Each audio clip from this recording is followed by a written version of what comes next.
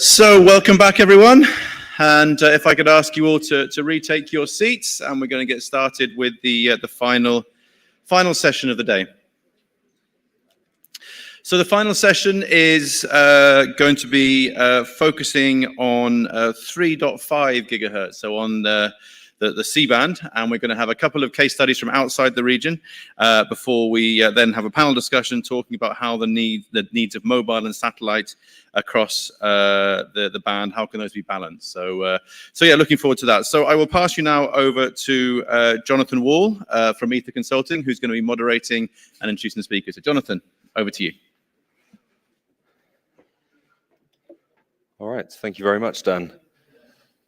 So thank you all for staying around the last session of the conference. I hope it'll be another entertaining and informative session. As Dan said, we're structuring this slightly differently. We're going to start with some perspectives from outside the region and then go to a panel discussion. So I'd like to introduce our first speaker, Yao Zhu from China Unicom, to talk about the experiences they've had with the C-band in China. Great to have you with us, Yao. Thank you very much. Okay, can you hear me? Yeah, can you hear me? Okay, greeting to all participants. My name is Yao Zhou. I'm responsible for spectrum policies and interference engineering research in China Unicom. I'm very appreciated to make this presentation, share the deployment of 5G in C-band and the interference coordination experience between 5G and FSS in this band for the past 3 years. Please go to the first slide. Yeah, this slide shows the current 5G spectrum planning and allocation in China. At the end of 2017, Chinese government MIIT released the 5G frequency plan, mainly the mid-band 3.23 to 3.3 to 3.6 GHz and 4.8 to 5 GHz. To implement 5G vision and guarantee 5G performance, MIIT issued at least 100 MHz continuous bandwidth for one operator to deploy 5G network. At the end of the year of 2018, MIIT issued 5G frequency license to 3 operators. China Telecom CT and China Unicom CU obtained 100 MHz in 3.5 GHz respectively, and China Mobile obtained 200 MHz in 2.6 GHz and 4.9 GHz.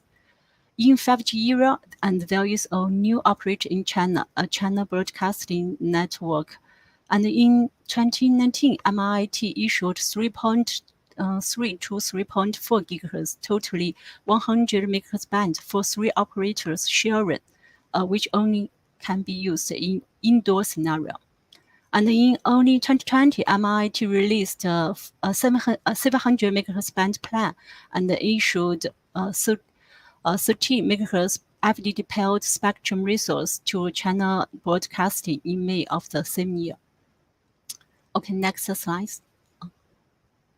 In order to accelerate the deployment of 5G network, in September 2019, China Unicom and China Telecom signed a frame contract for 5G network construction and sharing, agreeing to jointly build and share 5G network. And after more than 3 years' effort, CU and CT have built the largest 5G network sharing efficiently realize 5G network coverage and rapidly forming service capabilities and realizing reduction in cost. Till now, we have more than 967,000 5G base stations, while there are 560,000 3.5 GHz base stations, and 5G achieved continuous coverage in cities and small towns. And our base stations support maximum 200 MHz bandwidth outdoor, and indoor support 300 MHz bandwidth. And our downlink peak rate date is nearly 3.2 Gbps through carrier aggregation. And through 100% RAN sharing, we have achieved the minimum TCO saving of at least 40% for capex and including base station equipment and transmission cables, and at least 35% annual savings for OPEX, including electricity, operation, and maintenance, and so on. Please, next slide. And in China, the band 3.4 to 4.2 gigahertz has been allocated to fixed satellite service as primary service for quite a long time. And the part of 3.4 to 3.6 has been identified for IMT since WRC 07. In November 2017, MIT planned the band 3.4 to 3.6 gigahertz for use for IMT 2020, and no more new license for space service and FS service.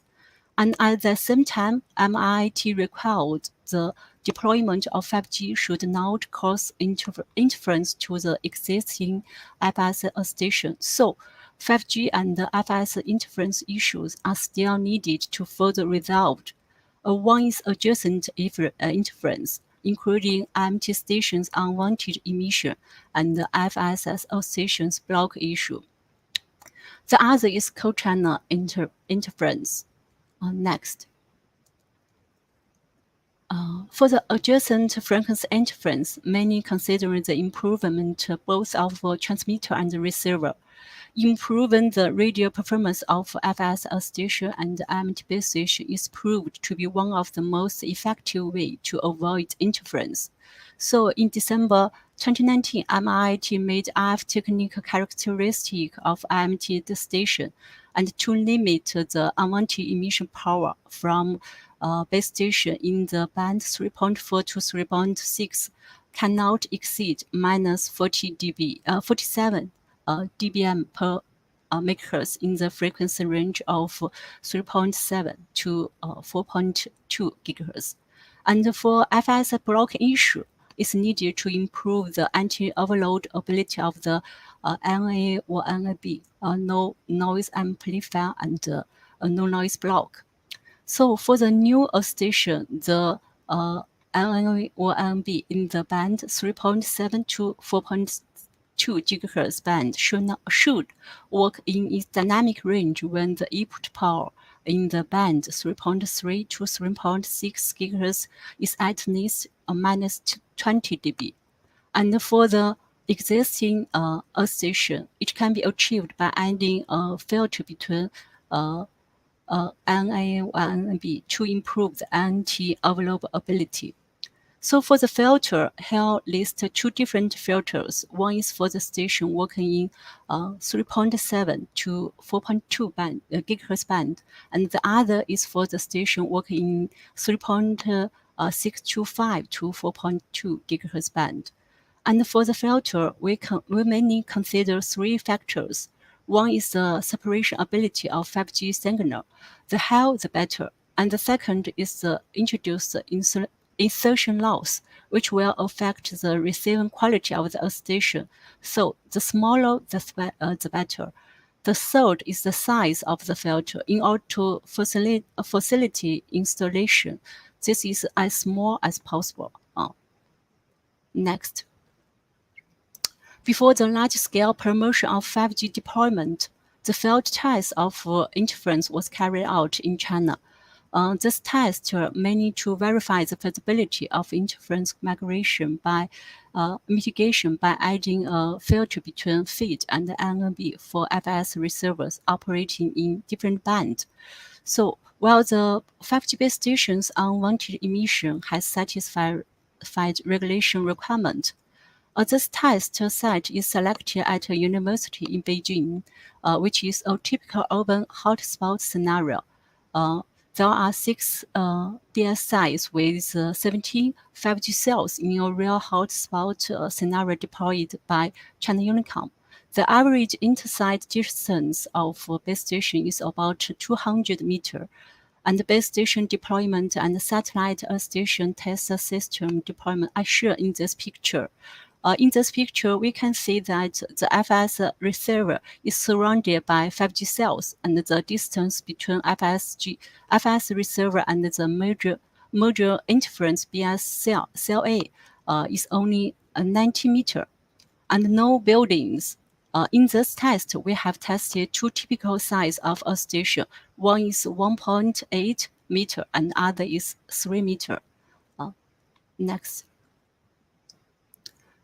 In order to verify the effect, we consider an extreme scenario using the strongest 5G interference signal and the best propagation environment.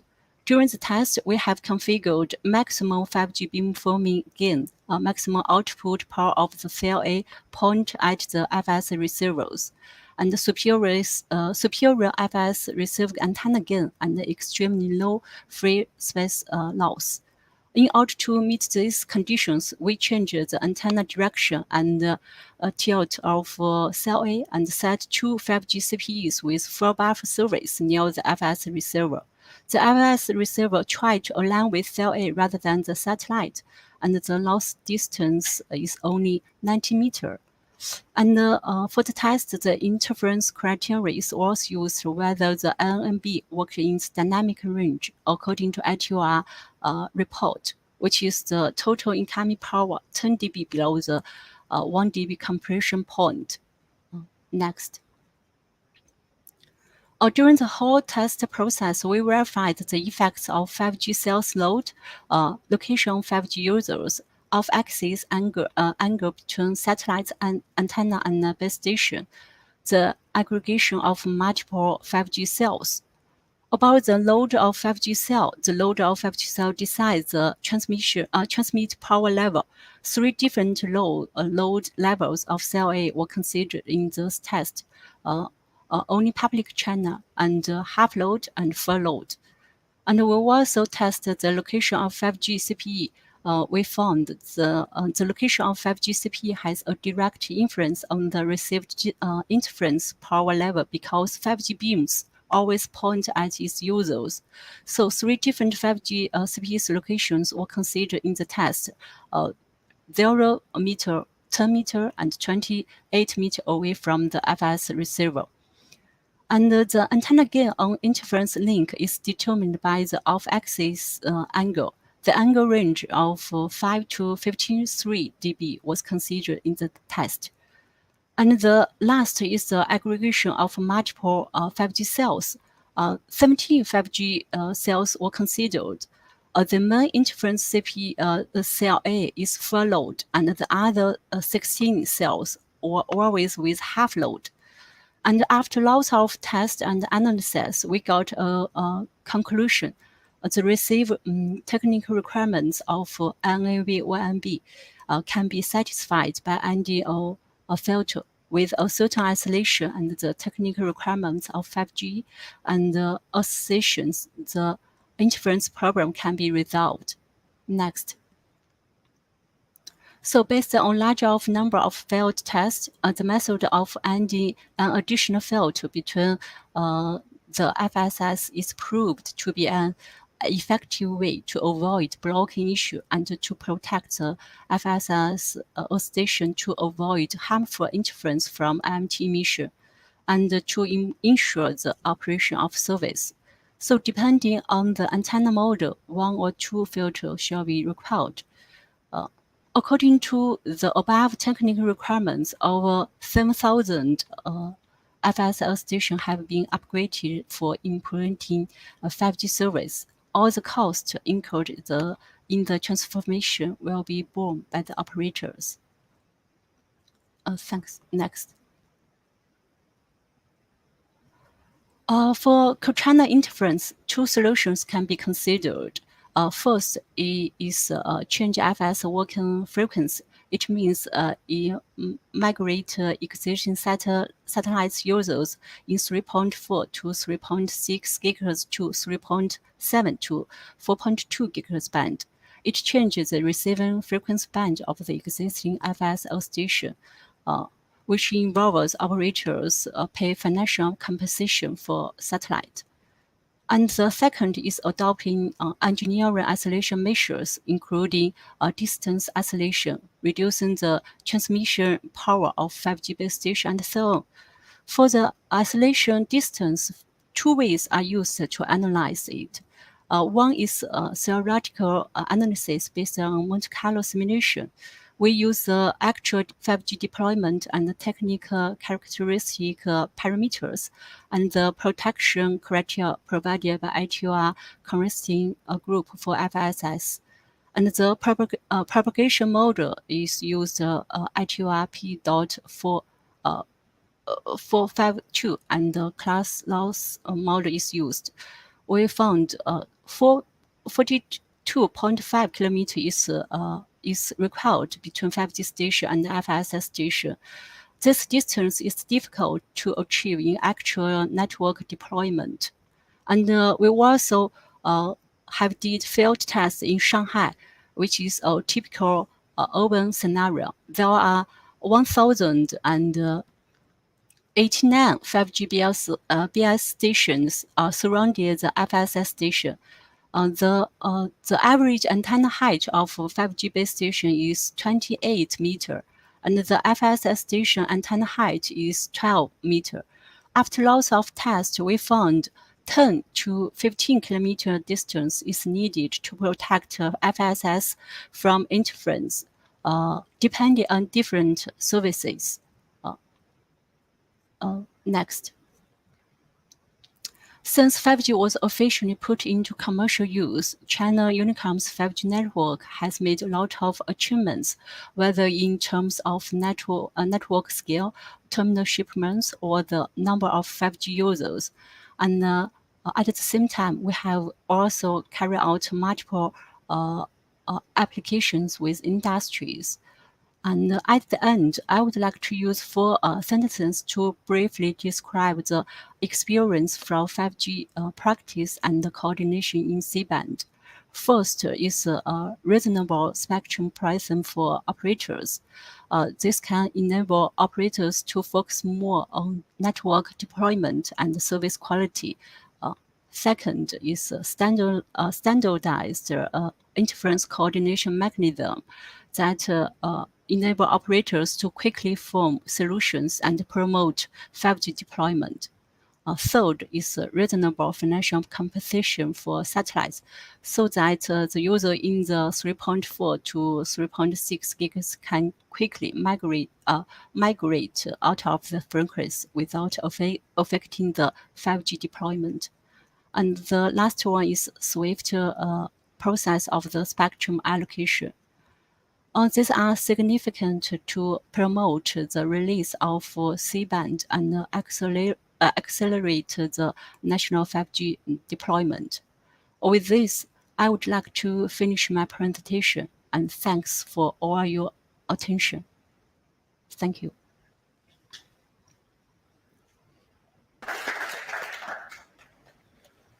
Well, thank you very much for a really fascinating real-world case study in how harmony can be managed between the satellite and the mobile case in the C-band.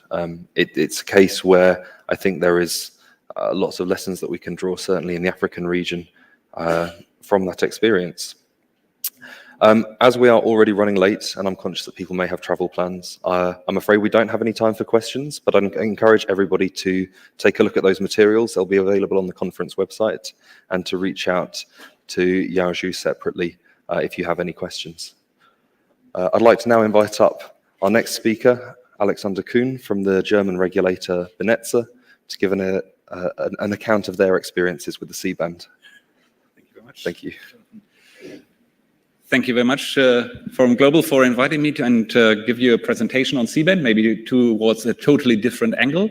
Good afternoon, everybody. My name is Alexander Kuhn. I'm the head of Spectrum at the German Regulatory Authority.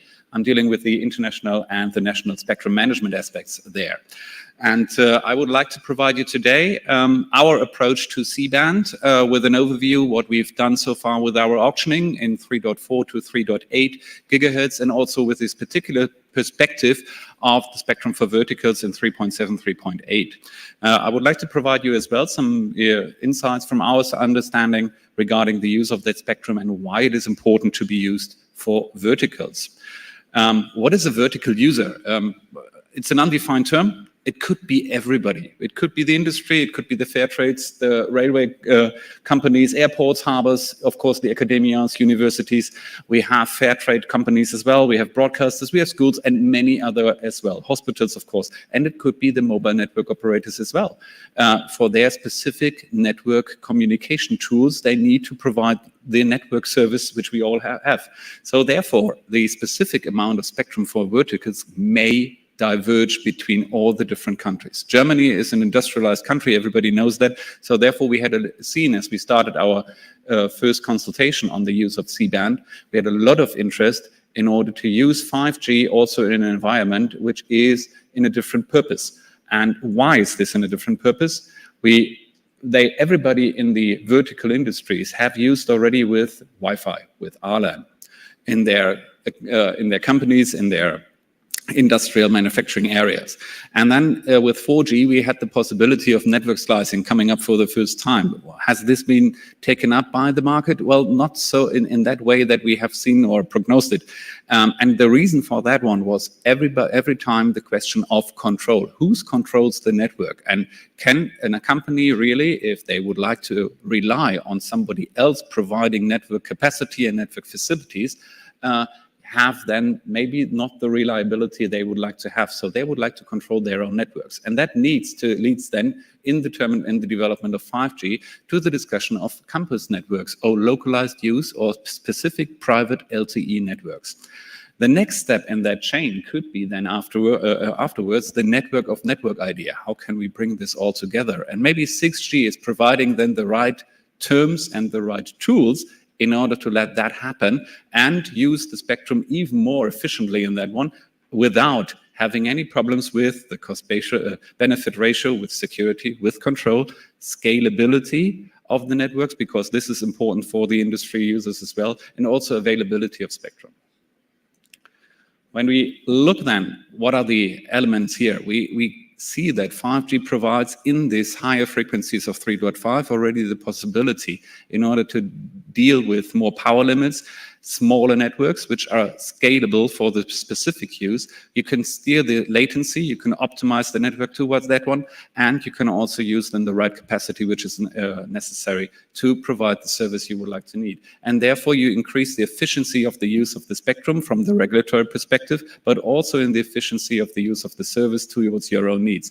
And that led from our understanding to a different regulatory solution, which is more in shared environment instead of a one-size-fits-all environment. It leaves it then to the market to provide this kind of service to other opportunities.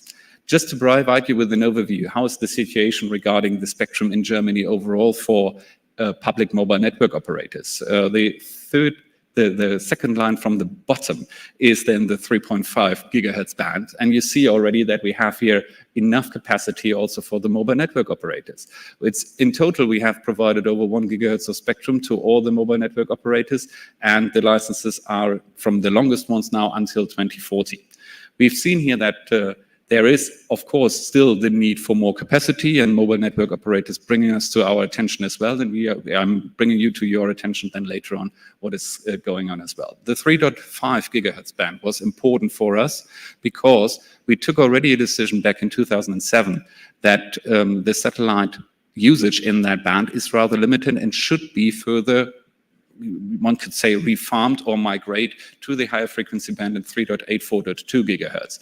Therefore, we do not have the cases of interference on that large scale, like maybe in China. However, I need to say here clearly that we still have satellite earth stations in Germany as well, and in our decisions toward the 3.6 gigahertz band, we have already also provisions regarding the protection of those bands, in particular the coordination between the network operator and the satellite operator. That's something important you need to bear in mind when we are discussing then the regulation towards the verticals.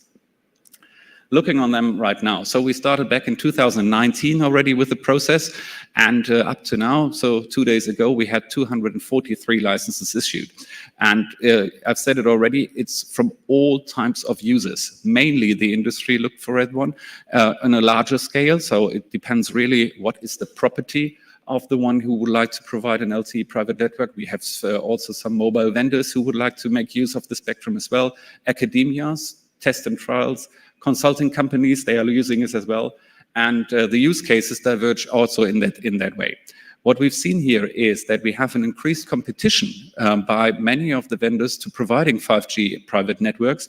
We have a faster deployment in the market because if you use it in your industrial environment, you would like to use 5G experience, maybe also in your home, and you're asking your mobile network operator, is it coming up to me as well? So we've seen here that we have some movement after we launched the application process towards a fast implementation of 5G on a broader scale. So that may be also an implementation side. And we've seen many further innovative solutions and services in that environment as well. So what are the provisions we are using here? First of all, it's an application-based provision. It's not that we are using here some kind of auction mechanism. It must be the owner of the property. So in order to ensure that it is really a localized usage, it must be the owner, it must be someone with a permission, so maybe the tenant, or a commission provider who has then the proxy from the owner to allow the usage here.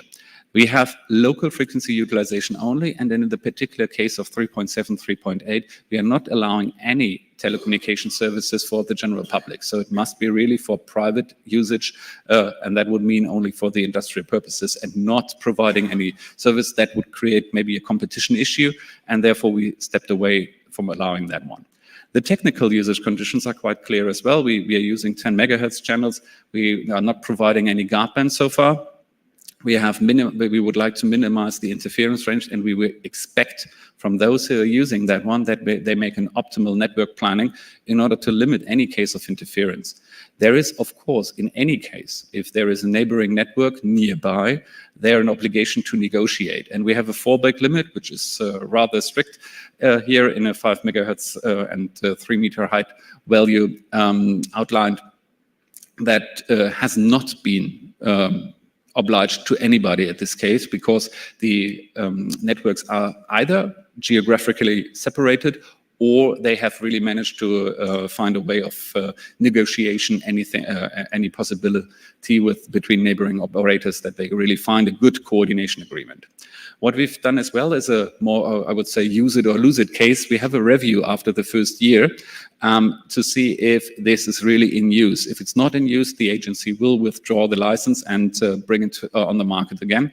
And up to now, there is anybody who has applied for the license. So we have the 243 networks are really on air. Maybe not the last 5 or 7 ones here, but they are still in the first year of their application. So regarding the fees, there have several factors to be taken into account. First of all, there is a geographical factor. How big is the area you would like to use, and what is the frequency bandwidth you would like to use? If you would like to use the full 100 megahertz, you have to pay a higher fee. Generally, the fees are just for the administration costs and not based on any further incentive pricing in that direction. That may change because we are just evaluating and reviewing our fee process. So that could be a little bit higher in the future, but not prohibit any usage of this band. What we've done as well is we have on the same side the 26 gigahertz band, and here you see a huge difficulty, or maybe a difference, you would say. If you look to the last line, we have currently only 14 users in the band, and those are mainly academia, test and trials, and maybe manufacturers who are using that particular band. We don't see that there is a huge demand for that particular band, even if we have huge bandwidth in there. So therefore, we expect that this is coming up, and this is really the demand is really lacking because of the non-availability of any equipment at this point in time. But we hope that this will grab also some further indication in the future how we can use further private networks also in that band, because it creates, as I said before, huge opportunities, higher frequencies, smaller networks. So you have more possibilities of maybe private LTE networks in the market as well, and that would stimulate also the demand for such equipment in the market as well, and would be beneficial in the use of those frequencies, which we have discussed before WRC 19. So finally, what are the challenges and opportunities for regulators on that one? Well, we found hopefully a good balance between exclusive spectrum use for the general public and some kind of shared use, because on both parts you may use the private network in the lower part if with the permit of the exclusive user, and we have said also that you may use some of the 3.7, 3.8 if in that particular area no one has outlined any demand on that particular spectrum. We've seen a lot of technological convergence, which facilitates more 5G applications and also its developments.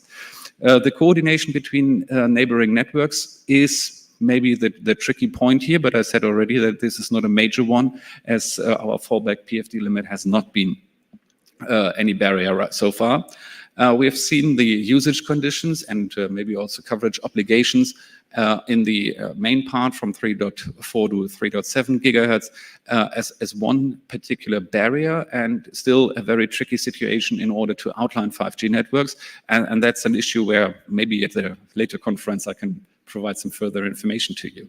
We've seen here some infrastructure versus application competition that could be a challenge or at least an obstacle from what you would like to achieve. And of course, we've seen here a lot of emerging business models.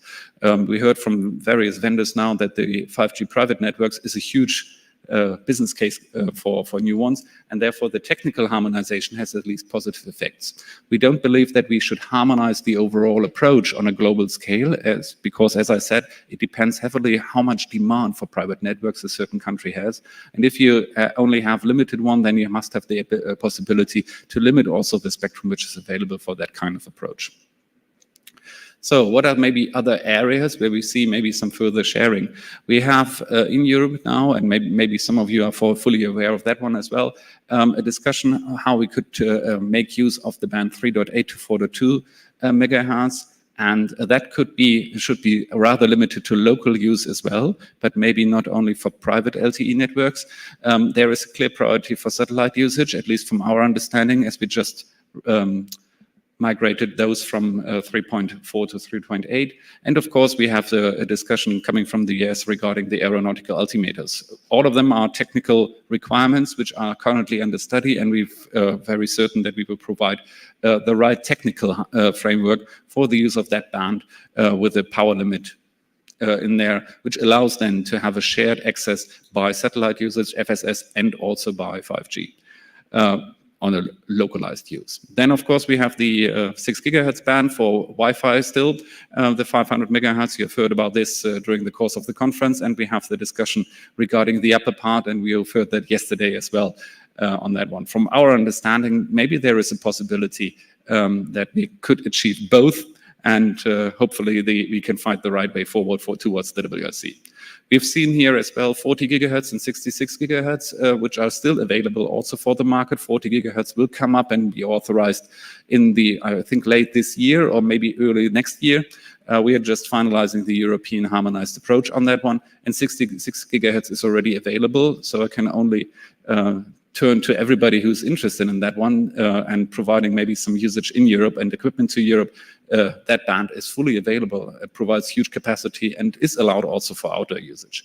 Yeah, and finally, we have the discussion regarding shared use from the UHF band, maybe as a new LTE band, but that may be then a mind setter for the future discussions we have here as well. And you just heard it throughout the last session that this maybe is also a very tenuous discussion on the international scene, but this is something for the very long-term discussion and planning in Germany as well. With this one, I would like to provide some food for thought. How can we stimulate the development of the millimetric wave? We can sharing technology, infrastructure, and spectrum enhances efficiencies. And what are the limits of exclusive licenses? Maybe that's something for the discussion later on the panel. What is the role of 6G in that one? You heard that my personal view on that one is clear that 6G may encompass something more than just a better technology to providing broadband, but what could be achieved here in that one could be then an early regulatory dialogue, which may be necessary. And what is a global approach for shared use? I think that is something we need really to establish in order to make further effective use of the spectrum. And with this one, I would like to thank for your attention and look forward to a very fruitful panel, and thank you very much.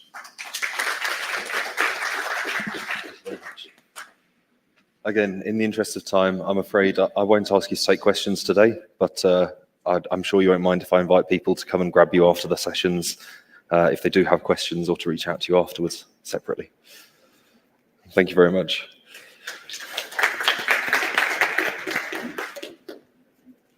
Okay, so now we're going to move to our panel discussion on the C-band, and I'd like to invite the panelists who are in the room to come up and join us on the stage.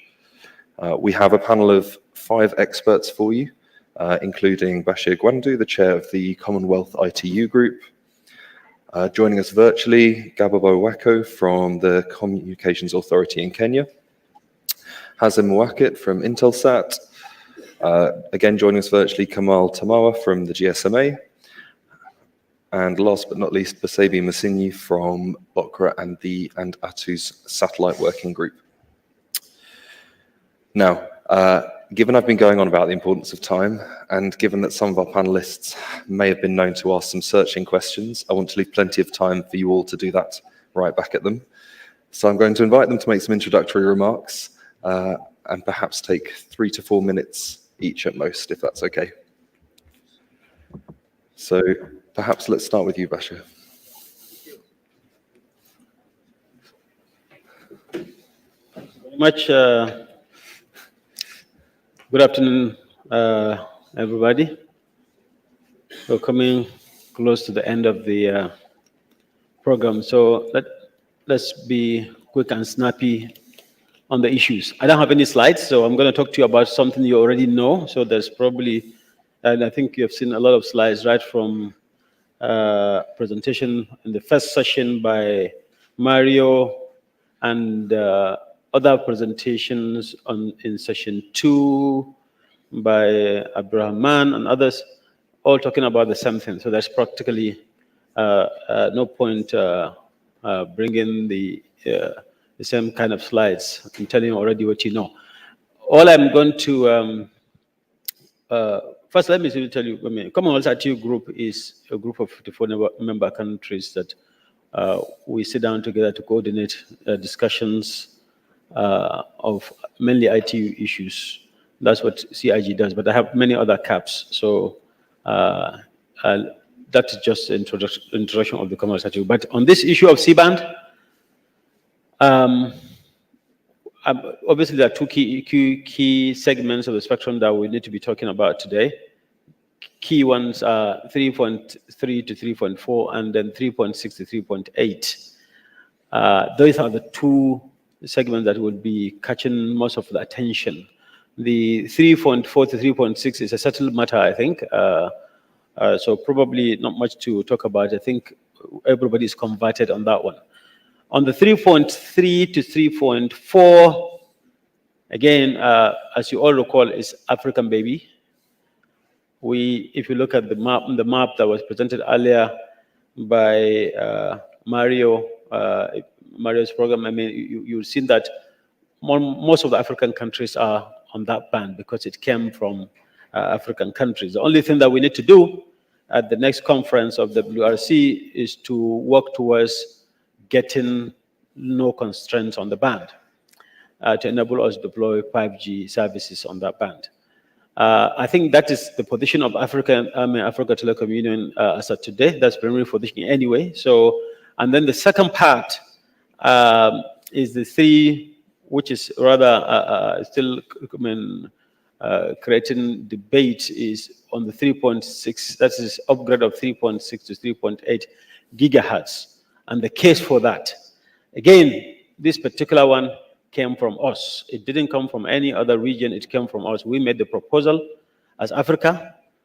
At the ITU, and the ITU accepted to put it on the agenda for this incoming conference. That is conference of WRC 2023. You give birth to a baby, the role of parents to make sure that you deliver it, you nurse it until it grows to maturity. That is part of our role as a role of parents. So both of them are ours, and we need to work hard to make sure that we use those bands to give services to our people. We have seen in the course of the last 2 days, presentation from Nigeria, where we have, and other countries like Tanzania, even South Africa, and I'm told that about 11 countries of Africa that are already working on, or rather deploying 5G in the 3.5 gigahertz band. That is very encouraging. That's to tell you that we as Africa are not lagging behind. We're taking bull by the horn and moving forward and doing the appropriate thing for the benefit of our people. So why is it necessary to reduce the constraints on the 3.3? I think you know all, because it's one of the, even China just has shown that it's one of the key 5G bands. So there's no gainsaying that it's necessary for us to focus on that to make sure the constraints are removed. That is on that footnote. And after that, obviously, that I'm talking about the footnote 5.2. 429B, that is the one that we need to pay attention to and make sure that all necessary constraints are taken off, or that we have another footnote that represents no constraints. Now, key on 3.6, 3.8, why is it necessary to do so? Again, if we're going to have decent competition, as demonstrated earlier by South Africa today, when you want to plan spectrum auction, you need to think of the competition in the market. How many operators do you want to get at the end of the day, and what is the kind of speed are you thinking of giving to your people? Now, in this context, we say, okay, 100 meg, in the case of Nigeria, we said 100 meg each, and in the case of many other countries, we did 100 meg each for any given operator. That is the kind of spectrum that should give us a good speed. In China, we have just seen 3.2 gigabits per second already demonstrated, but I think they did it by carrier aggregation. So there are at least minimum of that 300 meg. So to do that, and for decent number of operators, we thought countries as big as Nigeria, we needed. In fact, Nigeria was going towards 3.9, but we said, okay, let's hold on to 3.8. Why 3.8? Because Europe has already done 3.8, and we think we can harmonize with that. Now, looking at the demand, Bashir, sorry, I'm going to have to interrupt. I have 2 minutes, I'm told, just now. So Okay, I'm paying attention to that. Don't worry. Okay. With Europe doing up to 3.8, so it's only reasonable to also think of harmonizing in the same region, that is region 1, so that we can all be speaking the same language, using the same equipment seamlessly from Africa down to Europe, and vice versa, so that we can our people can benefit from that service. Now, we have looked at the demand and use of this particular band. We can look at, first, what we said is that in the case of Nigeria, they move the satellite. There are 2 options. You can move the satellite if you like, it's your choice. And you can also look at just what has just been presented by Kenya, which is, I mean, it's just shown 90 meters that is achievable to actually give proper protection for, of course, they didn't show exactly the maximum power they use, but at least we have seen that it's possible to give protection in either way.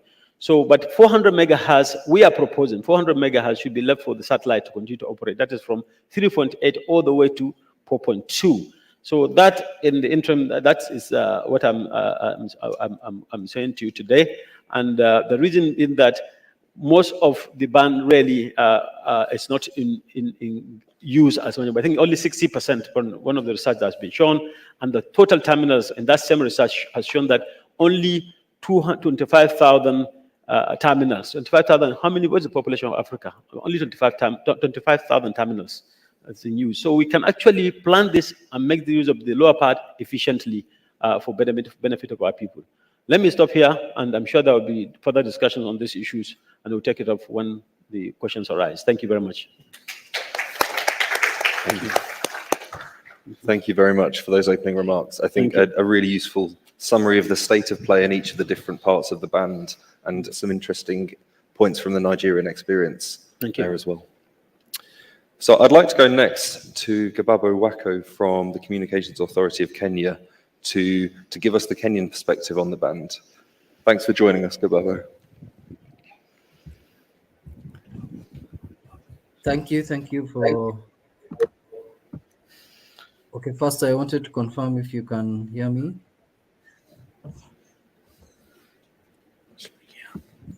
Yeah, loud and clear. All right. So, yeah. So, my name is Gababo Wako. I work at the Communications Authority of Kenya. Briefly, I would want to present to you the in our perspective, how we balance the needs of both mobiles and satellite spectrum in order to facilitate both services. So next slide. So I think we have already heard a lot about the C-band, that is high demand spectrum. And then it also is a primary core band for deployment of 5G. And it has a possibility of global harmonization. So there'll be a lot of benefits that will accrue once this the deployment of 5G happens in this in the C-band. Then on the other side also, if you look at in our case, there's also extensive deployments of FSS in the C-band. So this band is critical to both mobile and satellite industries, because essentially C-band provides a very sweet spot spectrum that balances and provides both capacity and coverage. So this is a highly sought after spectrum with high demand. And so there's need for us to critically look at the needs of both mobile and satellite industries. In this way, there's also a discussion that is going on. And the discussion for the band 3.3, 3.4, and 3.6 to 3.8 gigahertz bands, which is hotly considered and due to be discussed in detail, WRC 23. Next slide, please. So the discussion that is happening at WRC 23 on the C-band, if you look at this diagram, you'll find that there's identification of IMT already in the band 3.4 to 3.6, and 3.3.3.4 specifically through footnote. And then for the band 3.6 to 3.8, there is in region 1, the study is considering upgrade of the band or primary status, to be upgraded to primary status for mobile services. And for region 2, the study is on identification of the band for IMT. But if you look at it, although in region 1, the allocation has been up to 3.6 for mobile services on primary basis, but for the two regions, region 2 and 3, they've already allocated the whole band to mobile services up to 4.2. So that brings, that's why there's need to be a harmonized way of looking at this band so that we can benefit from economies of scale. Next slide. So as I mentioned, some countries and regions have allocated the whole range of the band, but how can the needs of both mobile services and satellite services be balanced across the band? So in our perspective, if you look at the band 3.3 to 3.4, it is already identified by 33 African countries through footnote 5.429A and B. But the challenge that we are facing is that there are technical conditions that are very stringent, and which, in our opinion, needs to be reviewed. For example, the geographical limitation, the secondary status of IMT in relation to radio location services, and the requirement to seek explicit agreement. This puts a lot of restrictions on deployment of 5G in this frequency band. And so in WRC 23, we are looking forward to reviewing these technical conditions. If you look at the band 3436, it is allocated on core primary basis. So the balance is achieved through core primary allocation for both mobile and satellite services. So it gives administrations flexibility to deploy either as mobile or satellite services. And in all the regions, the band is already identified for IMT globally. And footnote 5.43a specified the regulatory and technical conditions to protect FSS services. For example, the PFD limit, the application of 9.21, mainly in neighboring countries. So, for example, if two countries want to deploy either of the services, then they can be able to implement these technical conditions to enable implementation of these services. Then for the band 3638, it's allocated to mobile services on secondary basis in Region 1. So in WRC 23, we are seeking to upgrade this allocation to primary services. Some countries are already using the band to deploy IMT, but WRC 23, we consider this upgrade to primary services in Region 1. And next slide. So we are looking at, in our perspective, various options. And one of the options is that we allocate the band 3.4 to 3.8 to mobile services on core primary basis to give administrations flexibility to deploy the services that meets the needs of the users. And then there's also application of 9.21, as I mentioned, and the PFD limit in footnote 5.430A. Then our plan is also to continue utilization of the band 3.8 to 4.2 by FSS satellite services. And our currently, as in our roadmap, our priority for 5G deployment stops at 3.6.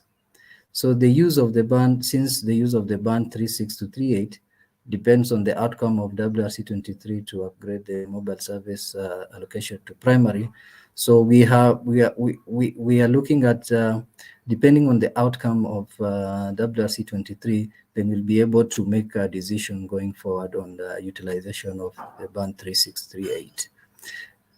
However, we also consider that harmonization is very critical. We are not living in an island, and we are conversant and following the deployment that is happening elsewhere.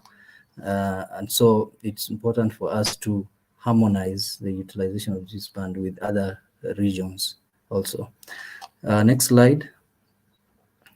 So in conclusion, regulators and policymakers need to balance the needs of both mobile and satellite services, because in our perspective, these two services are complementary.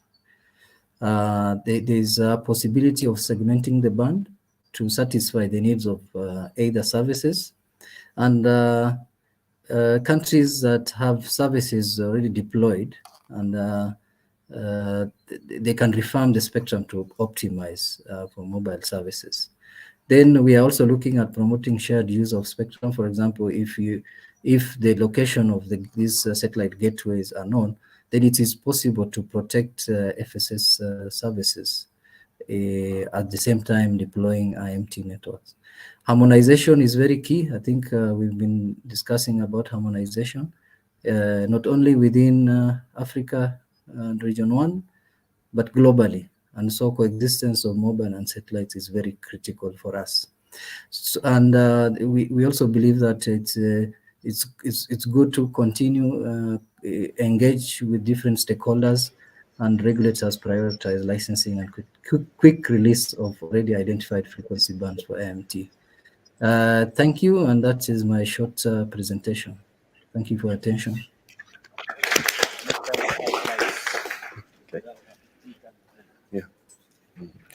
So, Gababo, thank you very much for that important and balanced perspective.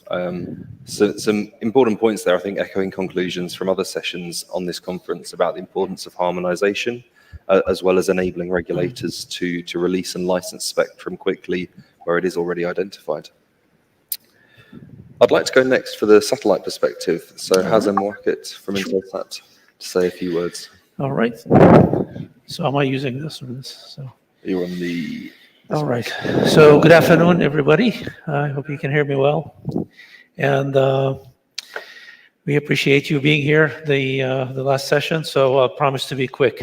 And it was really interesting to hear over the past, yesterday and today over the sessions, to hear so many perspectives, and there was a lot of important information that we could extract out of it. So let me just jump into it.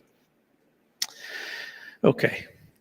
So some of the slides, now being the last session, probably you have seen a version of these slides before, but it's important to look at C-band and how is it used differently around the world. One size doesn't fit all. Different regions use C-band in a different way. So what you have, for example, in Europe and in North America, you have primarily a B2B use of the band, right? When you look at other regions, when you look in Asia, when you look in Africa, when you look in South America, there's two kinds. There's B2B and B2C. So the nature of usage is different, and this dictates what you can do or cannot do with the spectrum. For example, if you look at the decisions that in Europe, when they allocated 3.4 to 3.8 to mobile, it certainly made sense there because of the reliance on C-band in Europe is quite different from Africa or from the rest of the world.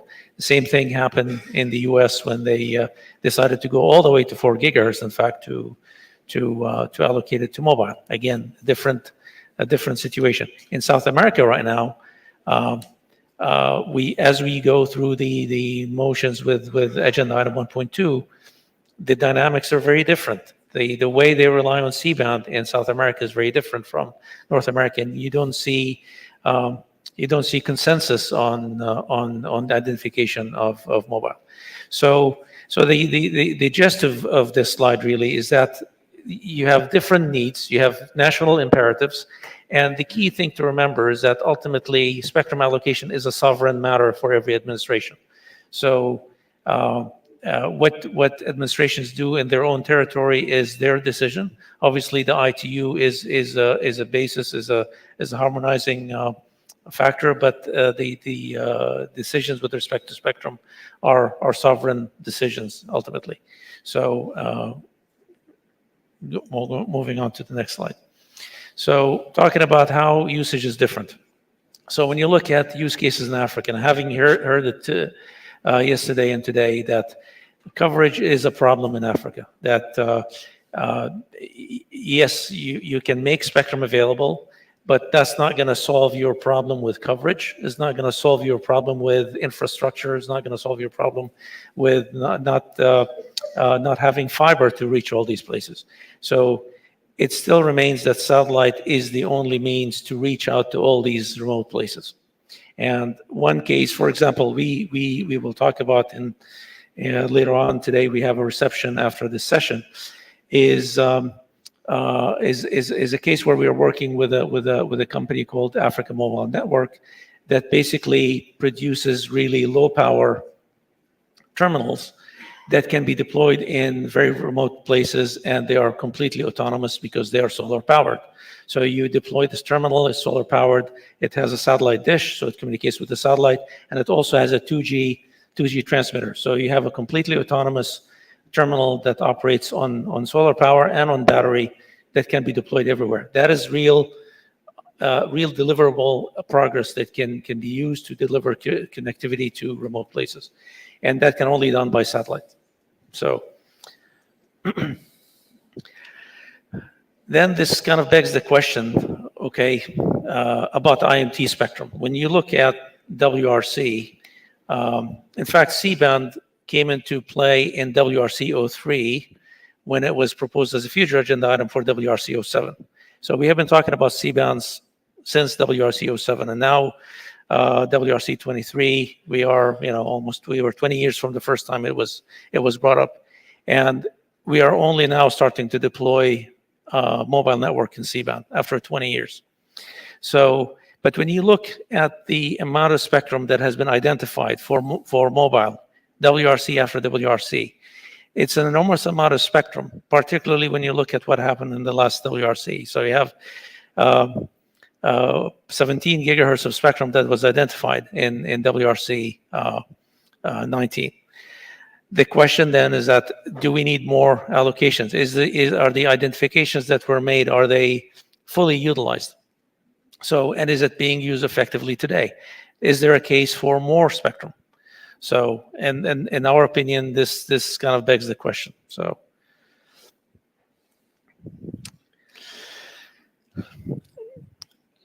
there has been a lot of spectrum that was identified for IMT, but what we find through a study that was conducted back in 2019, that not all the spectrum that was identified for IMT is used. And you look, for example, in the case of Africa, only 44% of the spectrum that was identified for IMT is actually used. Globally, when you average these numbers, it's about 50%. So there's a lot of spectrum that was identified for IMT, but it's not being used. So again, the prudent approach would be use what you have right now, and then for C-band in Africa, you have to consider that also 3.3 to 3.4 is under study, and already some countries have already started to deploy in 3.3 to 3.4. So before we allocate more spectrum, I think we need to look. We need to have a status, a progress report. Where are we with these identifications? Are they fully used? Right.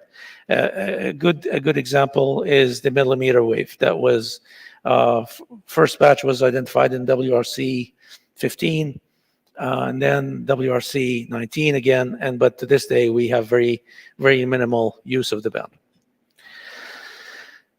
This kind of shows right now where the status of deployment for band B42 in Africa, for sub-Saharan Africa, and you can see these are the only countries. Perhaps maybe there's a couple more that have deployed in Africa so far in the 3.4 to 3.6.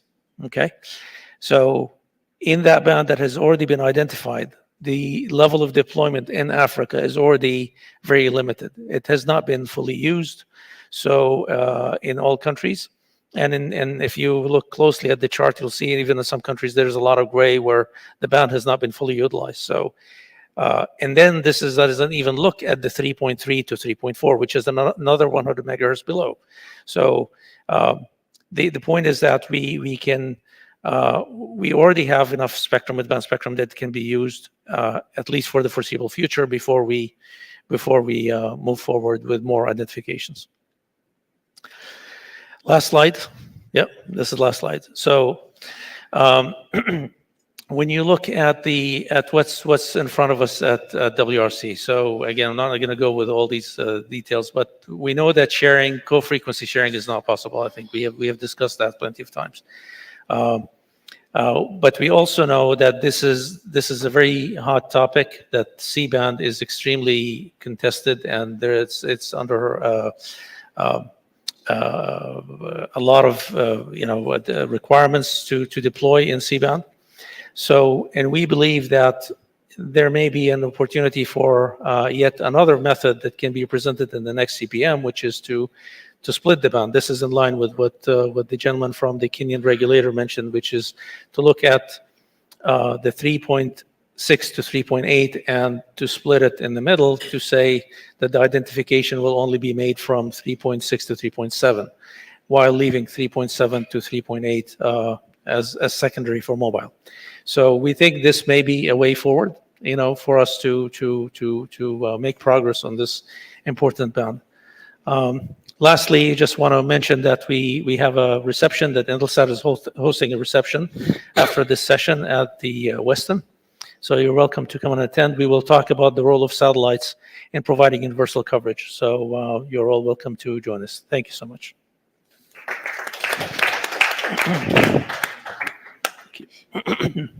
Thank you very much. So a couple of points there for us to consider in the panel discussion, perhaps. Are we using enough mobile spectrum? And might there be a compromise position available? Next, I'd like to go to Kamal. Kamal, thank you for joining us virtually. And please, some opening remarks from you.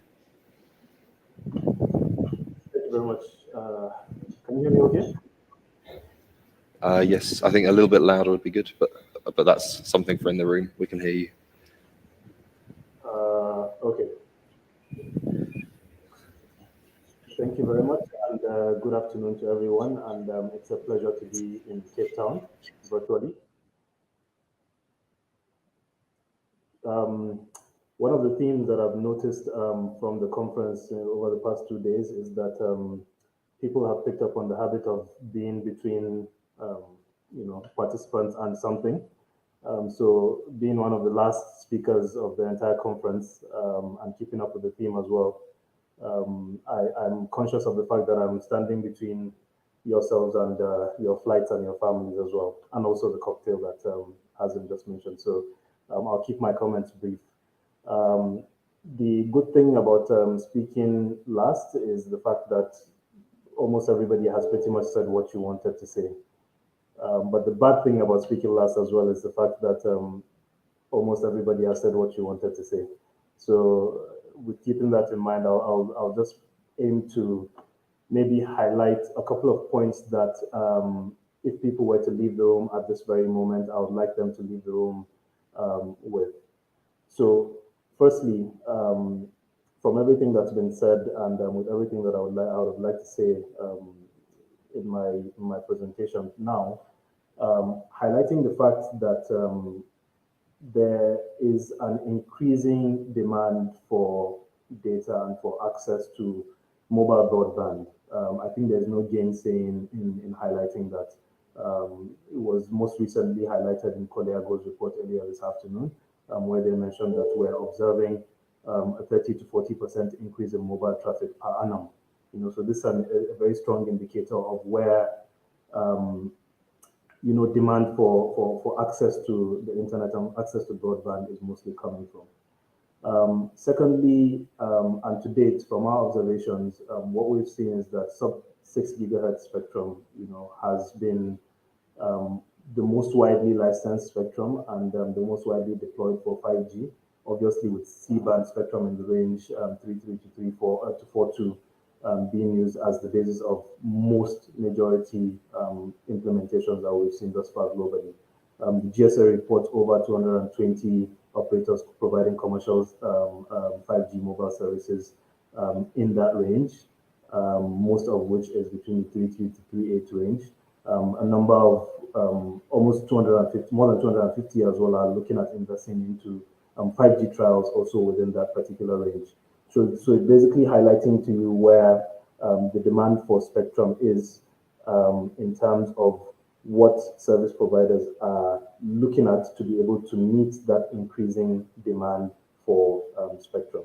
We've done a number of studies which have indicated that operators are going to need around 2 gigahertz of mid-band spectrum within this decade to be able to keep up with the demand for mobile broadband access. In fact, what we are actually even estimating is that for lower and middle income countries, which most African countries fall into, they are going to require anything between 1.3 gigahertz and 3 gigahertz of spectrum per country for them to be able to keep up with the demand for spectrum, for mobile broadband.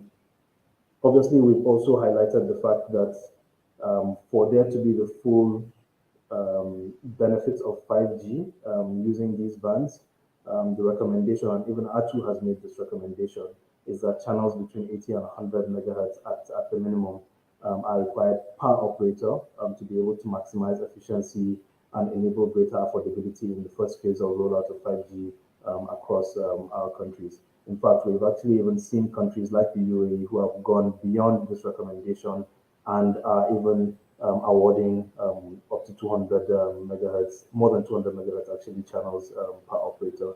And obviously we are seeing the benefits of that in that we're seeing some of the fastest 5G speeds in the world out of that country. From a socioeconomic perspective, we are anticipating that mid-band spectrum is going to enable significant contributions of 5G to GDP of the globe. We're expecting to see mid-band spectrum drive up to $610 billion of GDP contribution globally by 2030.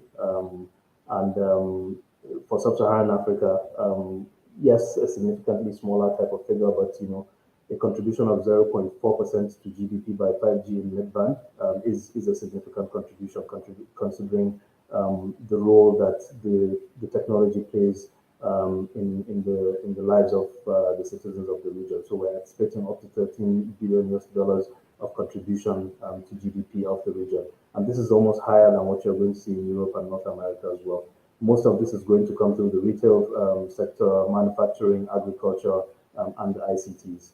And we're seeing already many regions making moves towards ensuring that there's significant harmonization of the spectrum in that band so that they can enable the deployment of 5G in that range. And speaking specifically to harmonization, and also one of the things that I would like us to leave with, it's been mentioned once or twice during the conference, and that's the issue of affordability. We have discussed affordability from a device sort of standpoint, but it's important to note as well that the decisions we make regarding the amount of spectrum and the type of spectrum that is made available for services to be delivered also plays a key role in the affordability of service for our low and middle income countries. 5G requirements are going to be at a risk with less spectrum, and it's going to be, basically imply that significantly more base stations are going to be needed if we don't provide sufficient assignments. And with that, in that kind of scenario, densification is what's going to need to be done by service providers. And wherever it is actually even possible, we're estimating that it's going to cost 3 to 5 times higher over a 10-year period if there's a deficit of anything between 800 and 1,000 megahertz of spectrum in that range. And this is eventually going to end up being, costs that would normally have been covered by investment. So investment costs in terms of the infrastructure that are going to be needed for the densification is going to basically take up quite a lot of cost that will eventually end up being passed on, unfortunately, to users. But where densification is also possible, the impact on climate change, on the environment as well, and on energy consumption, that in itself also contributes to costs, as well as also the fact that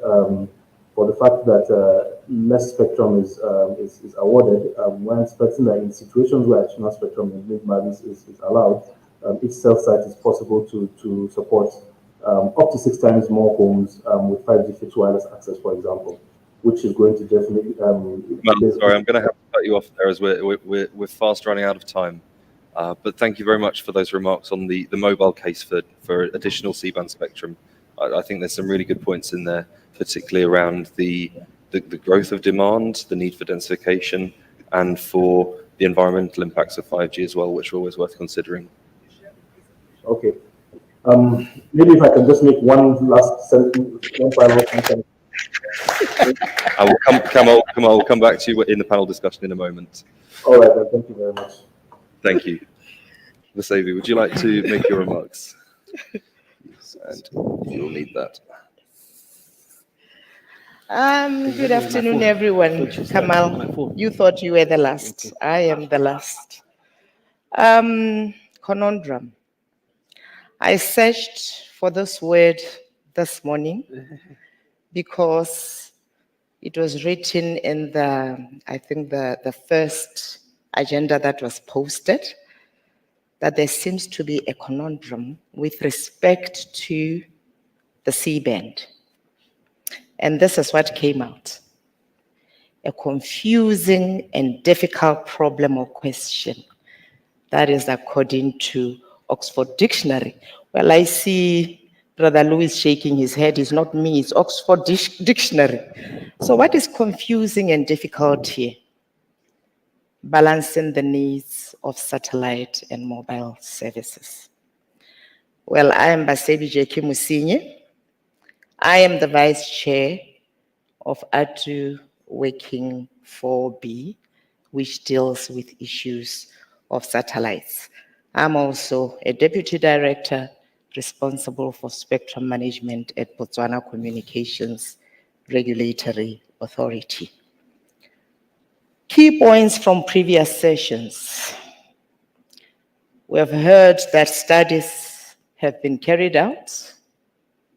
Different assumptions were used. The outcome, sharing feasible, sharing not feasible.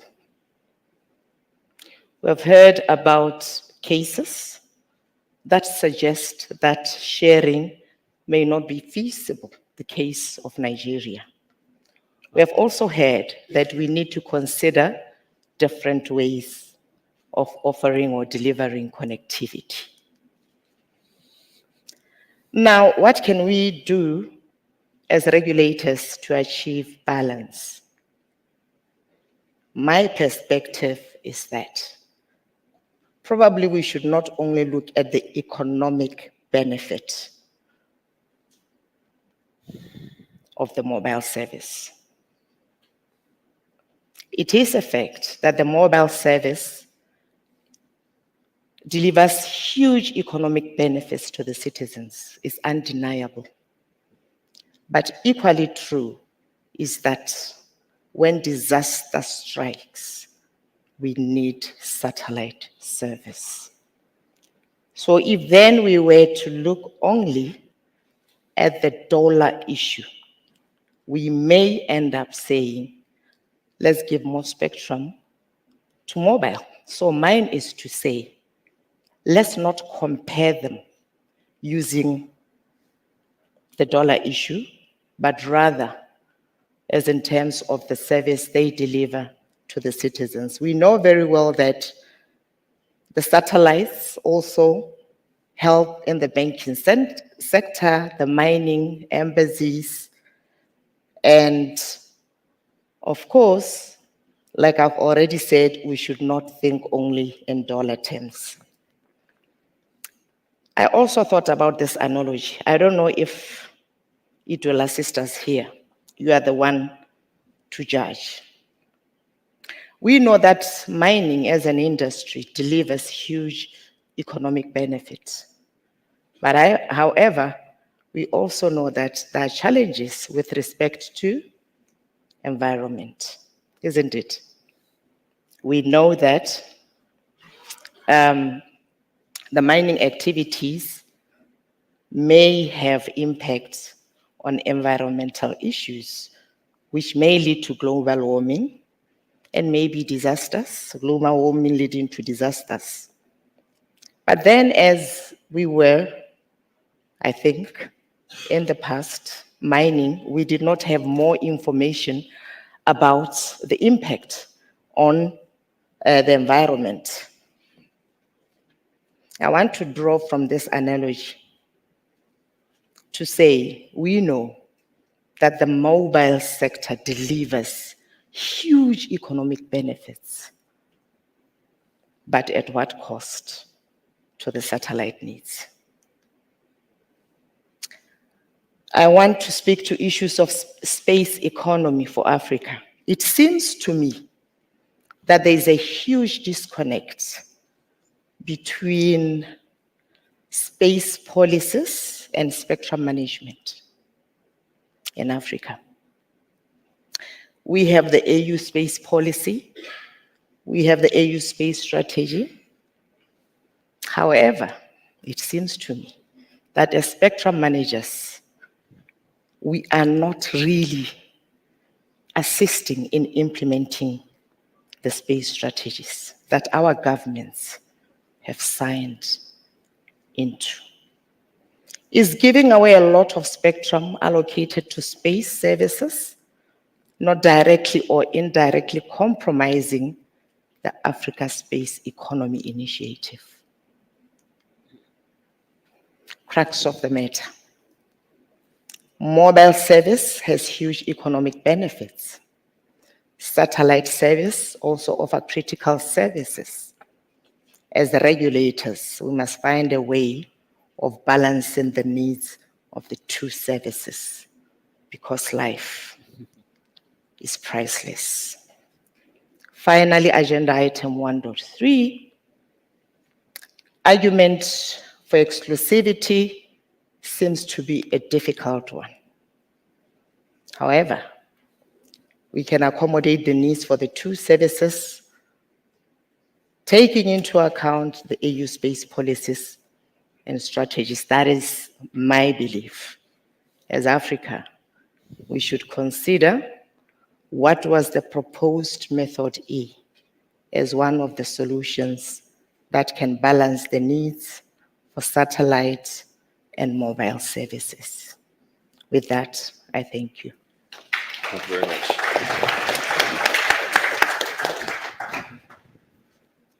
Okay, well, thank you very much to all of our speakers for those remarks. I'd now like to open the floor for questions. We'll have a microphone going around, so please make yourself known if you do have a question for our panel.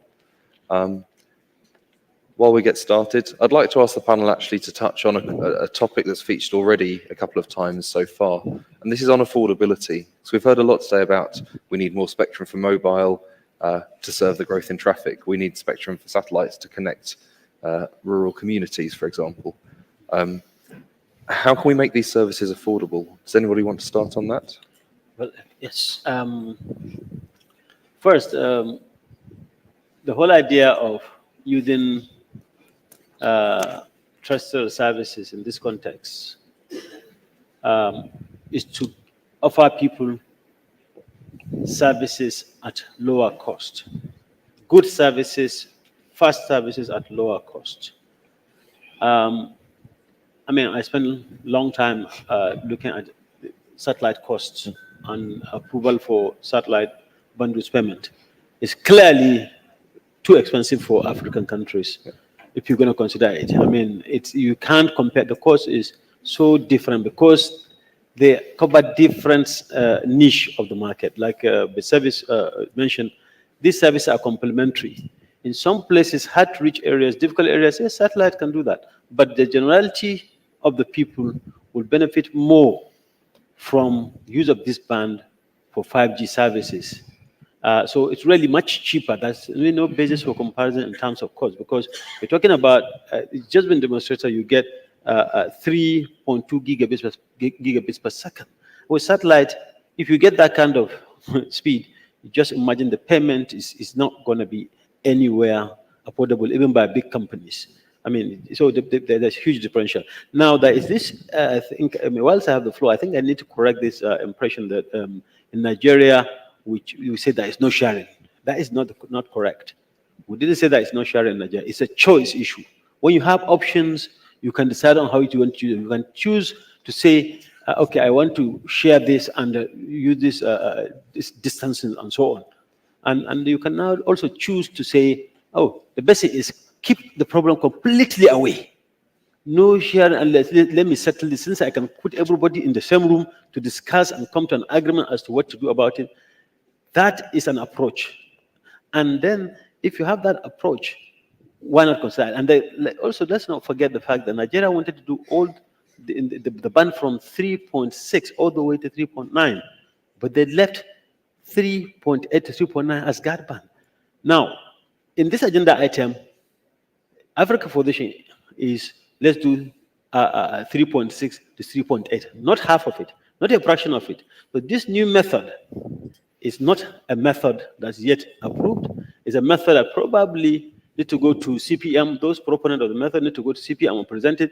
When it becomes an accepted method, then we can discuss. But there's an option in the existing method that also talk about that. But we, the proponent of the agenda item on the 1.3, we asked for 3.6 to 3.8. That's very clear. We didn't ask for half of it. We didn't ask for a portion of it. We asked for all of it. And that's clearly today the Africa Foundation. The reason being that, like I said, is balancing the need of the two. On the one part, we have satellite that we need, but we say, okay, leave the top 400 meg. Then the second 200 meg that's down, between 3.8 down, we use it for 5G services. I think this is a good balance, considering the fact that we have only 225,000 terminals of C-band in the whole of the region. I mean, at least from the research that we've seen. So with that, I think we can do this, just like Nigeria did, to check what is there, position them where they can all coexist comfortably so, taking care of all the problems. And then it is done in consultation with the satellite operators and the terrestrial service operators all together. Okay. So this is an option, but clearly the cost and the benefits, as have been demonstrated, to use this band for terrestrial services far outweigh. There's no even basis for comparison in terms of cost. far outweigh that. So it's better for African countries to gain from 5G, just like Europe is getting it, just like other parts of the world are going to use it. I think that is the way for us to go as regulators. So a very clear statement there. I can see Haz probably wants to come back on that one, so I'll go straight to you. I mean, the one good thing is that we know where Bashir stands on the issue. We know that he's pretty much 100% pro mobile. So, but the point is that I believe there are several misstatements or misrepresentations made. When you look at several presentations that were made yesterday and today, particularly there was a presentation by Africa Analysis that had a very interesting slide that talked about the spectrum efficiency as a function of rural versus urban. And you can see the efficiency goes way down. And when you look at also presentation after presentation talking about a coverage problem, that is not a spectrum issue. Pouring more spectrum is not going to solve your coverage problem. When you have a large percentage of the population is living in rural areas with no power, with no fiber, with no connectivity. And then we are talking about smartphones that are going to need to be charged every twice a day if you use them. They're going to cost an arm and a leg. It's completely, in my opinion, the wrong solution. This is not going to solve your digital divide problem. It's going to actually exacerbate it, because what that means is that you're going to serve the urban areas very well. You're going to give them the best service, but the people out still not going to get anything. People in the villages are not going to get anything because you haven't solved the fundamental issue. So that's one point. The other point is that when you look at what spectrum is being put on the table in mid-band, you have practically from 3.3 to 3.6, potentially we are saying maybe to 3.7. That's 400 megahertz of mid-band spectrum. And when you look at the progress of how many countries have already deployed in the 3.6 to 3.8, 3.4 to 3.6, it's the list is very small. So we have a long way, before that mid-band spectrum, these 300 or 400 megahertz mid-band spectrum are fully utilized. And it's not going to solve your rural problem. So, Kamal, I'd be keen to get your reaction to some of those points. Is perhaps 300 to 400 megahertz going to be sufficient? Are we looking at the right problem statement here? So the issue when it comes to rural connectivity is for us to recognize that, and affordability as well, is that there isn't going to be one single solution. The affordability issue is a sum of a number of issues. And one of the core problems behind the affordability issue is spectrum. Spectrum plays a key role. Sorry, can you hear me clearly? Yeah. Yes. Can you hear me okay? Okay. So spectrum plays a key role in terms of, first of all, when it is available, when it is made available, how it is made available, and the cost that it is made available. But then secondly, also the amounts that it is made available. And this is the point that we're trying to highlight earlier on. I was making the point earlier on that where you are providing more spectrum, particularly in the mid-band, we're anticipating to see up to 6 times more homes being able to be connected to 5G fixed wireless access cell sites and base stations. And this is going to mean that your service provider is going to be able to gain more out of the investments that they are putting out, which is going to then translate to less costs of the services. So this is just one of the ways, for example, in which spectrum plays a key role in terms of affordability. And affordability is one of the key roles that we have, one of the key factors in terms of all rural connectivity that we have seen from many of the studies that we have done. There needs to be a significant effort towards addressing that problem. We need to take a step back and recognize all of the small elements that contribute to that problem and address them head on. For us in the room, we are the spectrum managers. We need to understand how spectrum plays a role in affordability and therefore in rural uptake and rural connectivity, and be able to address those problems in terms of the way that spectrum is identified and spectrum is awarded.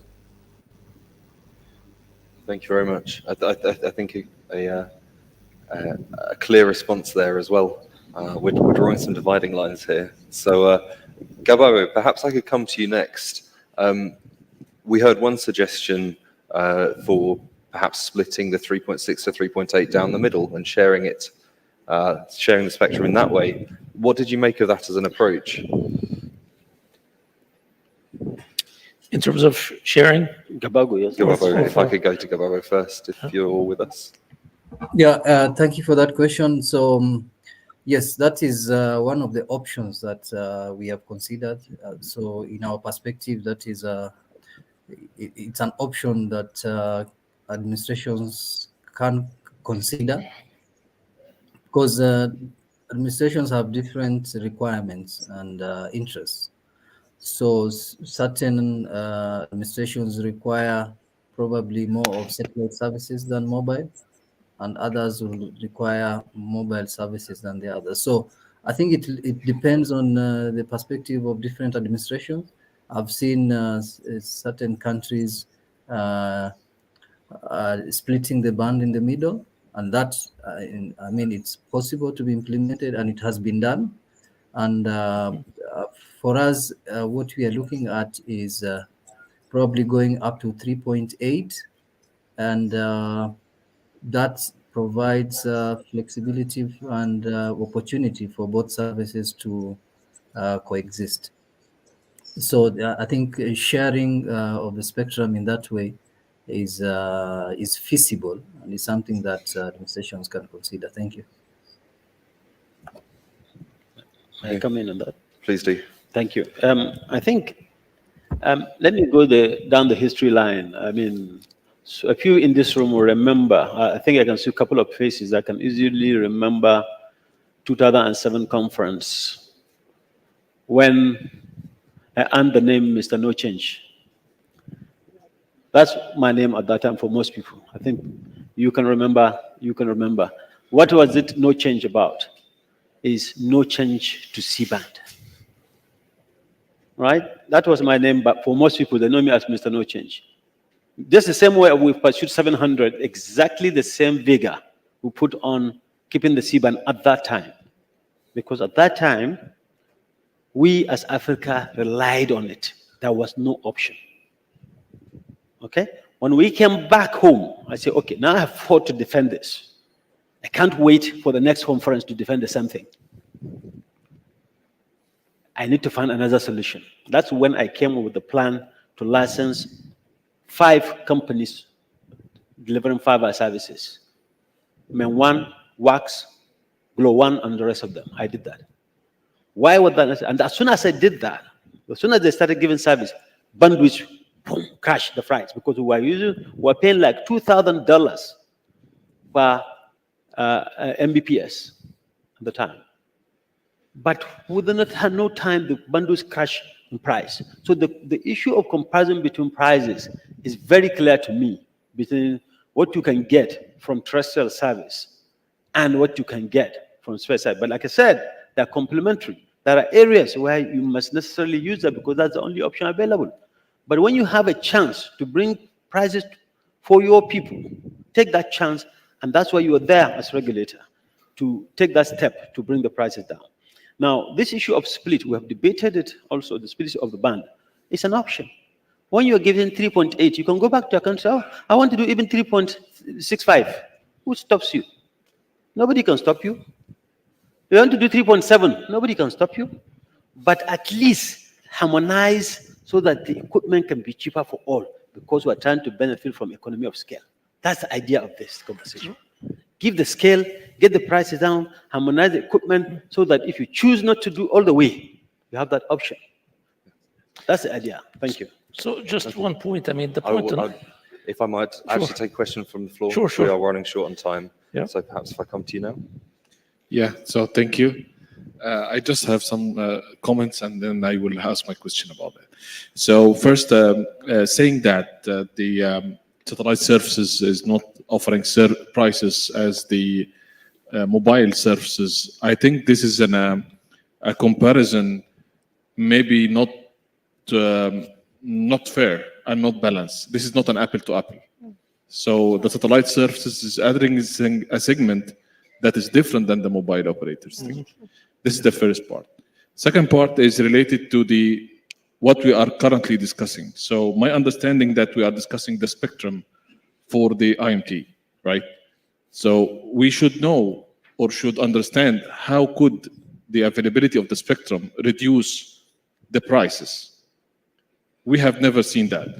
Despite of this, still there is in many areas are not connected because there is no economical benefit for the mobile to connect there.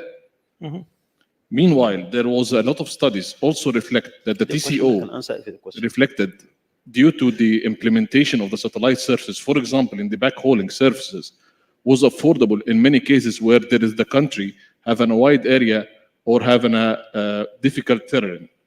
So having said that, to finalize this point, so what is happening in Egypt may be different than what's happening in Nigeria, maybe different than what's happening in South Africa.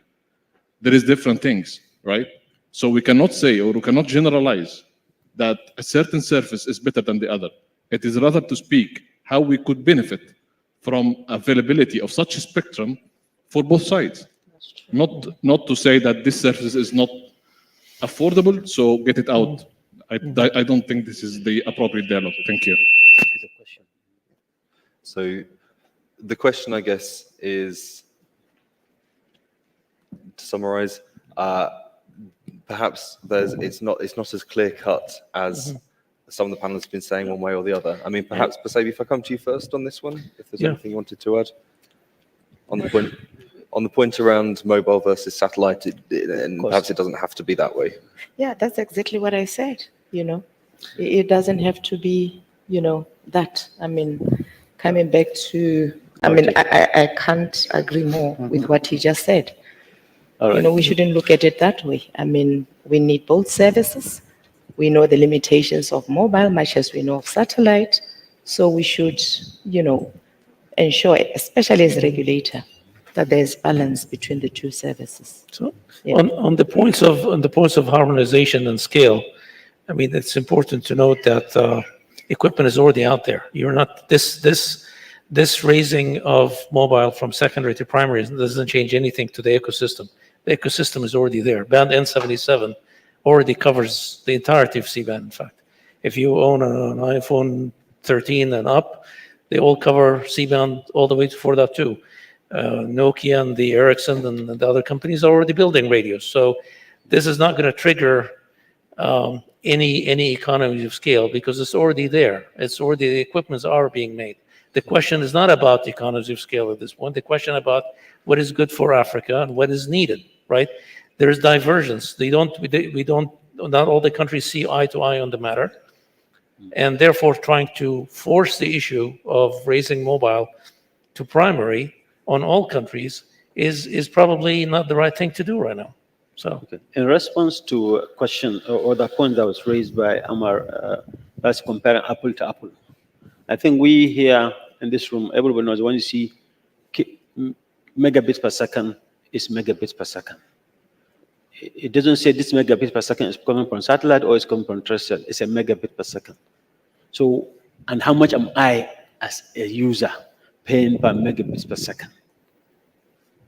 It doesn't have any different color or different taste. It's the same speed. So that apple that reach your box is the same apple.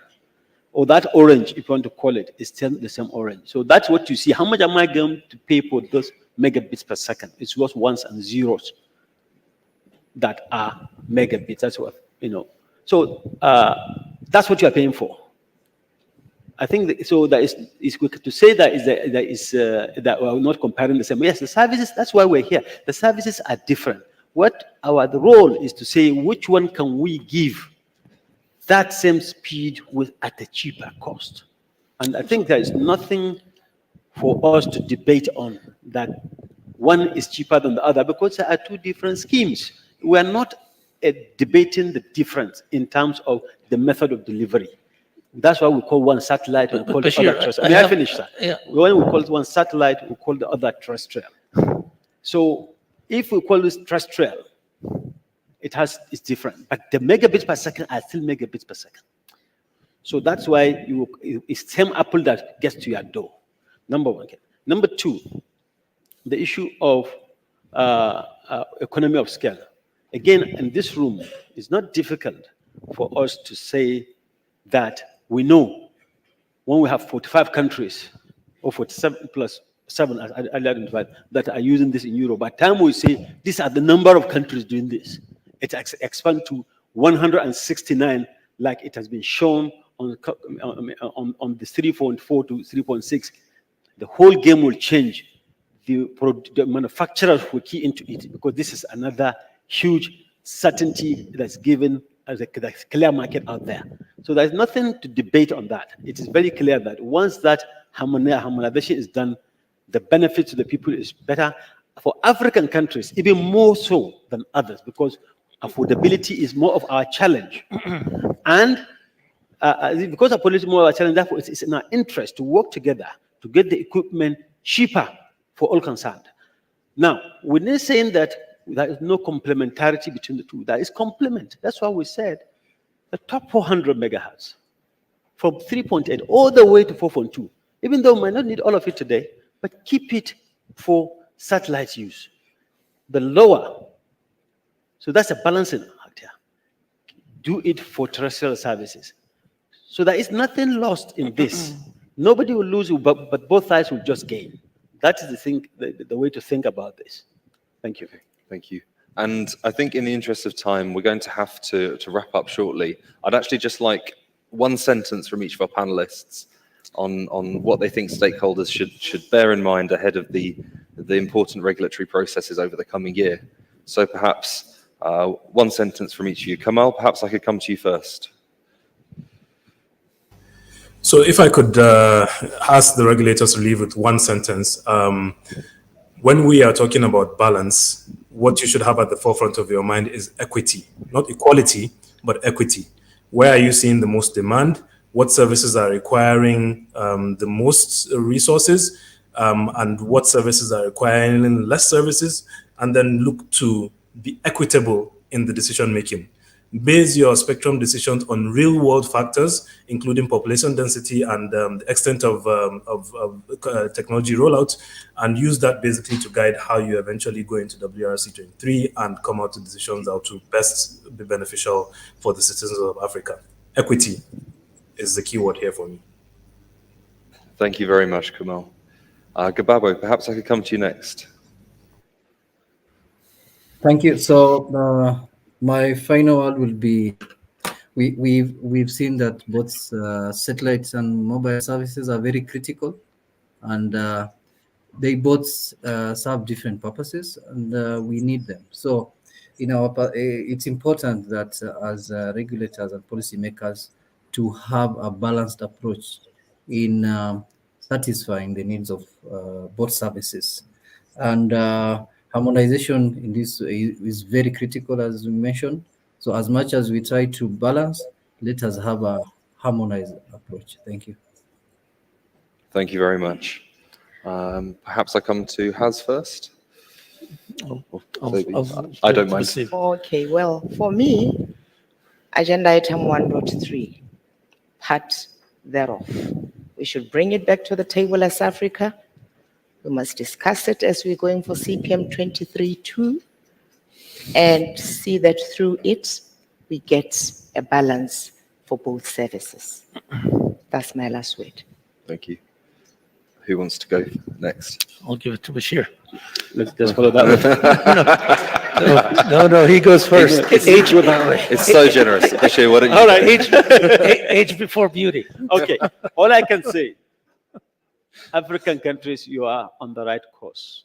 What you are doing is the right thing. Your position is the right one, which is that you said we upgrade and identify. That's the position. Hold on to that position because it's the right one for your people. It's a balanced one. That's equity there. We have 400, top 400 meg and the lower 400 meg. The countries can go and decide if they get up to 3.8, what they want to do with it is their own decision. It's an option, not an obligation. But keep to that. Your position is the right one, is the right one for your people, it's cheaper for your people. Go for it. Thank you. Thank you. Hazem, to finish us off then. Well, a balanced approach does not mean giving the entire band to mobile. That is not a balanced approach. That means that you're completely biased for one side. And my question really is to go back to the fundamental issue. How is giving this spectrum to mobile going to serve the people in the villages who have no connectivity at all? We keep talking about the cost. This is not going to bring the cost down. The people in the villages who still don't have connectivity, this is not going to help them, not a single bit. Thank you. So you have to look at what satellites can provide and what they can do to serve. So, Good. Well, thank you very much to all of our panelists for that entertaining discussion. Thank you very much.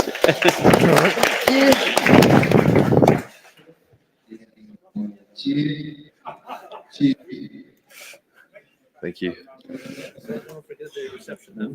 Yes, and please don't forget the Intelsat reception across the road. Otherwise, Haz will have too many drinks to manage himself. Okay. Thank you all very much for attending the conference over the last couple of days. It's been a busy, but hopefully interesting, informative, and fun couple of days. At least it has for me, at least. So thank you all very much for that. Just to finish off before we go, I'd like to invite up our host, Norman Guidi, the acting CEO of ICASA, to close the conference with a few words. Thank you very much. Thank you very much, Jonathan, and for such an interesting session. ICASA's councillors, executive management present, Forum Global leadership present. I know that others have already left. Members of the regulatory sector from the continent and the diaspora, ladies and gentlemen, colleagues, I will be brief because I'm standing between you and your flight, and you and the dinner, and you and your family. So we have come to the end of a productive educational 2 days session. My task is an easy one, to provide the closing remarks for the conference. Well, I can do so by recalling the excellent presentation and panel discussion that have taken place.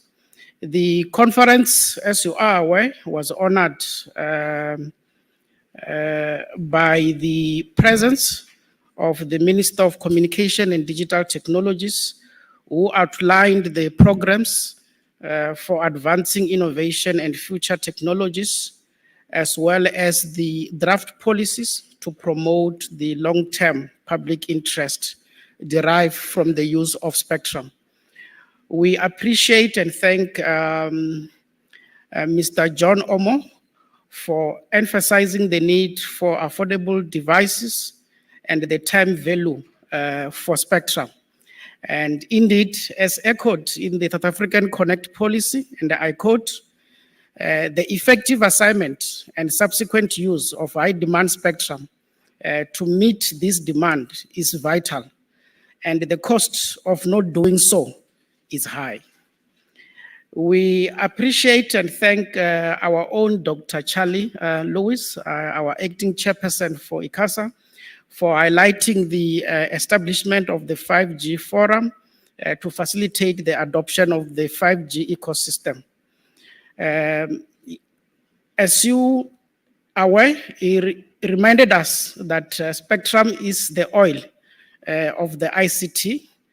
And we were also reminded that spectrum is not only the oil by our colleague from CSIR, that it is the oil of the wireless ecosystem.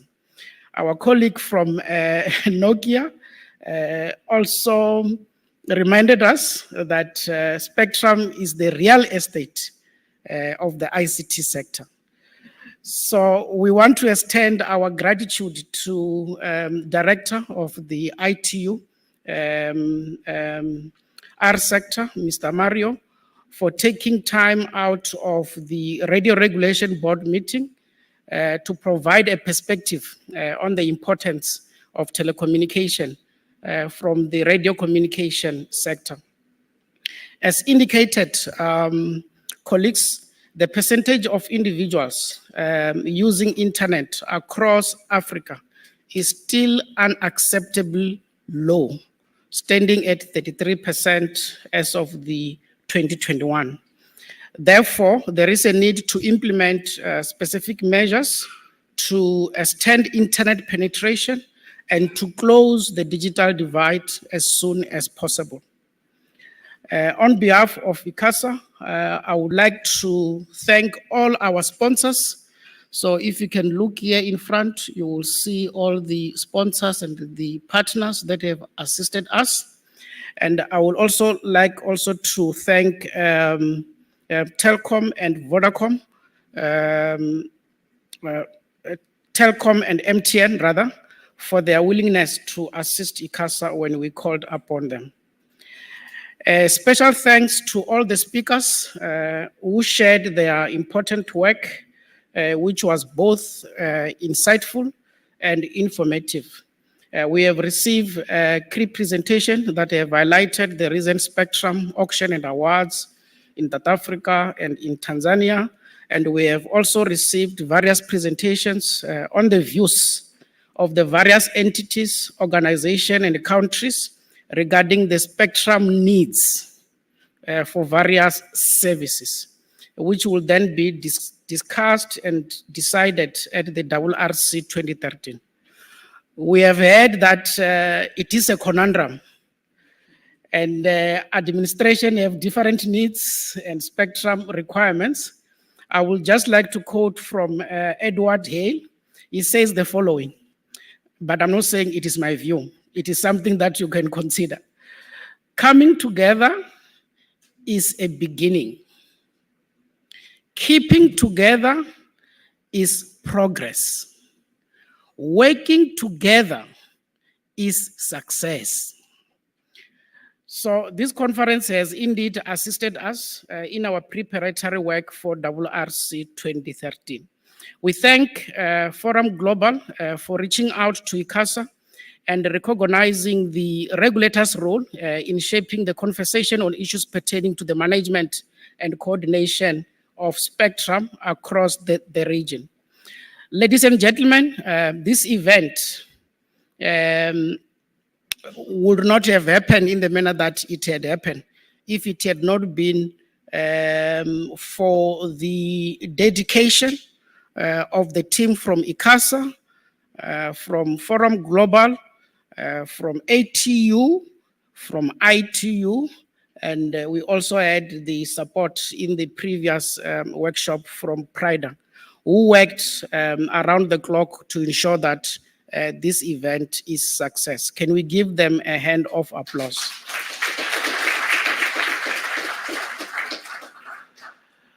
I hope to see you again in the next Spectrum Management Conference. Program Director, am I allowed to close the session? Where is Jonathan? Oh, okay. The session is closed. Thank you very much and travel well. Thank you.